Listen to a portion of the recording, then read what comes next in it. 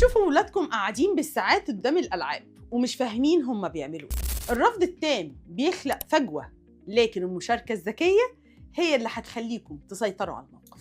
الألعاب الإلكترونية هي بالنسبة لهم النادي الجديد للجيل الحالي. ولادكم بيقابلوا فيه صحابهم، بيفرغوا طاقتهم. رفضكم للألعاب بيخليكم في نظرهم مش فاهمين أي حاجة.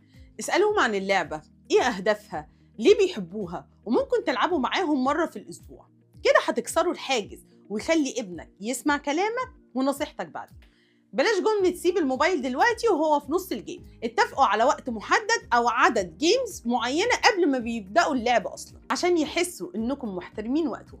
استغلوا الألعاب عشان تعلموهم إزاي يتعاملوا مع الخسارة والتحكم في الغضب. دي مهارات حياتية هيتعلموها وهم بيلعبوا.